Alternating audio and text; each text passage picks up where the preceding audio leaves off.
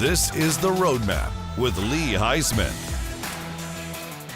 Hello everyone, welcome to The Roadmap, exclusively here on ASBN.com. I'm Lee Heisman, and every week we bring you some of the brightest entrepreneurs, CEOs, and business owners who are climbing the ladder, scaling their businesses, and thinking about how to exit stage left one day.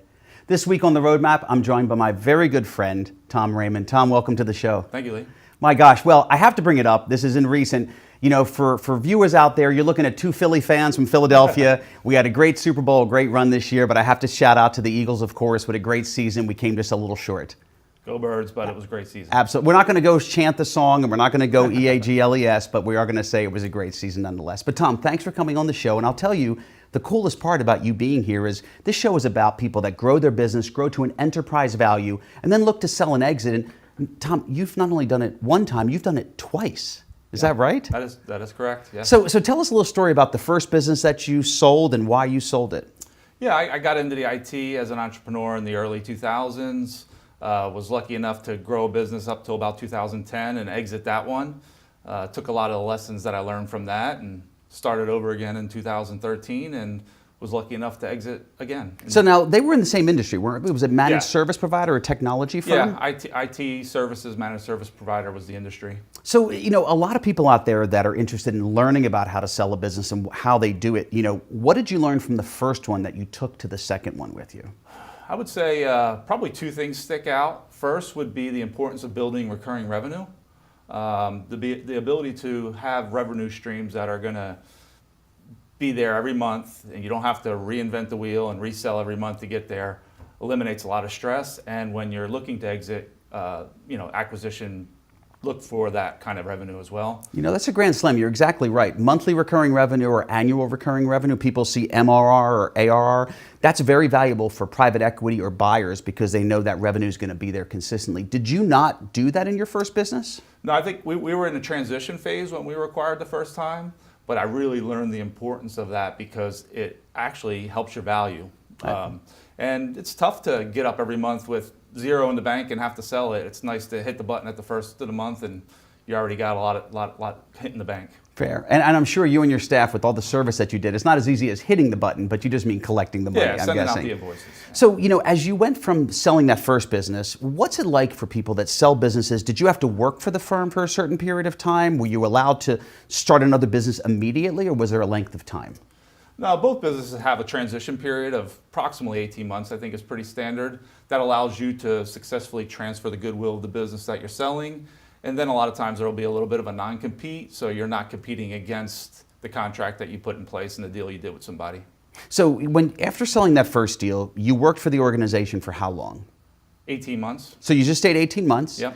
And when you left, was that beyond the non-compete? Did you say, I'm going to do something different? And did you come back into the world? Give us that story of, hey, I'm done and I'm going to sail off into the sunset. How does that work? I think it was a little unique for me. I was lucky early in my career to have a half a year off at one point and to have some adventures and put myself out of my comfort zone. So I used that opportunity to recreate that for me because I find a lot of good ideas and next chapters come from that period. So I did that for myself. You know, if I recall correctly, as you said, adventures, and I want to reflect back because we spent some time together, of course. Sure. When you first jumped into the entrepreneurial world, did you not have an adventure where you hiked cross country or something?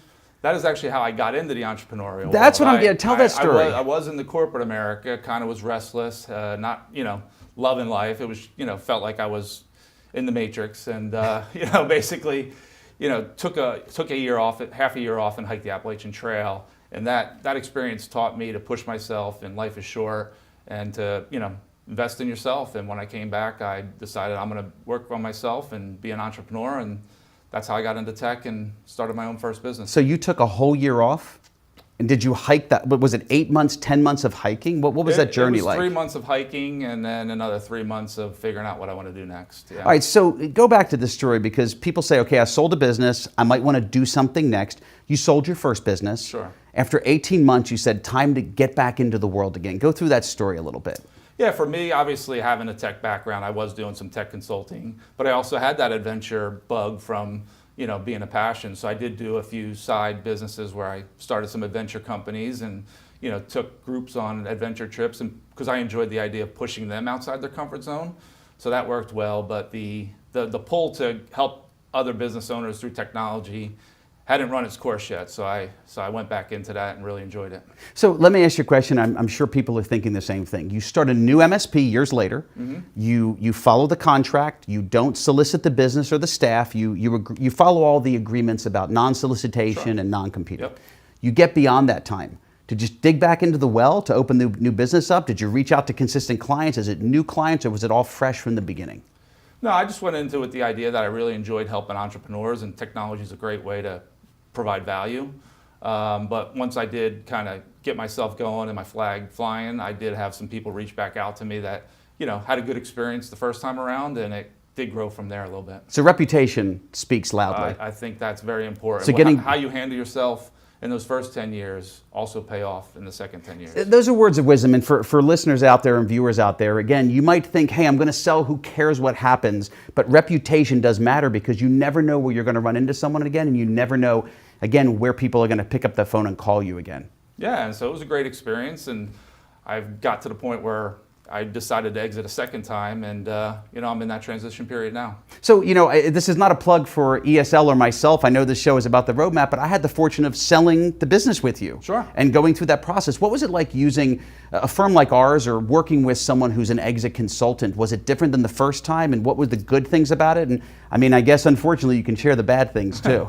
No, I think that's a good question, because when, you asked about what's from the first time to the second time different, I think there's a few things you learn, and one of them is the importance of surrounding yourself with other professionals that can help you where you're weak or have an expertise in an area, and I thought ESL had an expertise that helped me get more value for my exit. So we talk about this with other people that have been on the show and people that want to sell their business. What is the enterprise value of your business? And I speak to the audience out there, and I've said it before on other shows, it is what someone is willing to pay for the business. Because Tom, as we went out into the marketplace, we saw such a range of value, right? How would you recommend that people that want to sell their business, what are they going to trust in? Because the ranges can be as very low or very high. I think one, you have to understand your industry, right? Because every industry has its math problem that you have to figure out. And then two, you have to kind of do the work a year in advance. Start figuring out, hey, I am going to sell, and then put the pieces in place so that when it's time to meet potential acquirers, you already have a lot of that in place. Otherwise, it drags out for a long time, and you can lose deals that way. Very, very true. So, when you transition, and you're in a transition period now, running out the remainder of your agreement, you get a chance to see other firms and how they operate. What are the things that you've learned, and what might be the next chapter for you? Well, one of the things I've learned is that, all entrepreneurs are strong personalities. So I feel like you have to really know what you want to do after you make that exit. For me, I know that I wanted to move on to other opportunities, so that makes it a lot smoother, versus deciding, hey, do I want to stay and become a part of this new organization and add value there? I think that's the most important thing to figure out before you sell. Sure, and I've seen this, tell me if I'm wrong, but when you sell a business, and I do know that as you go into it, you always have an open mind to stay around for a long time, and that can change. You can say, hey, my life has changed, or I want to stay there long. Is it always best to go in with an open mindset, or be closed-minded and say, this is what I want? I think it's best to go in with a plan of who you think you are and where you think you add value, but be open to adjust if circumstance changes. All right, fair. Yeah. So you've been in the MSP space twice. We don't know the next chapter yet, but I know you like business. Yeah, that's true. What are you thinking about as you transition your clients, as you fulfill your obligations to your buyer?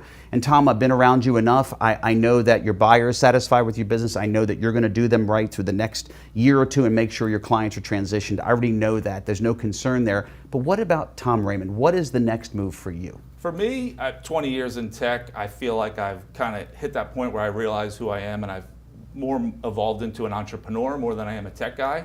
So for me, the next phase is going to be more entrepreneurial in the sense of finding other businesses that need help, and maybe doing some kind of an equity investment and starting businesses that I have more of a passion and mission for.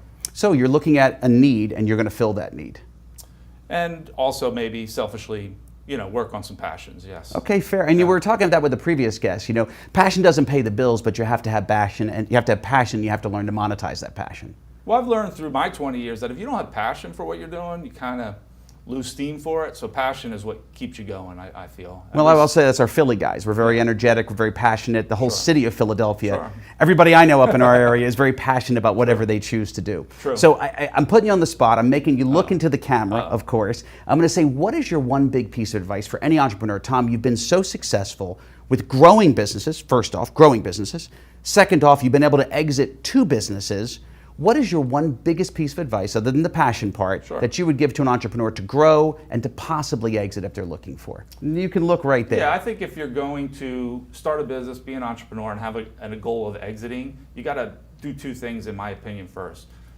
Make sure you have your lawyer set up your business and your structure so that when you're ready to sell it, it's there. And also make sure you spend money in your CPA and have your accounting and your books and your chart of accounts and all that figured out early on, because that has a huge value when it's time to exit.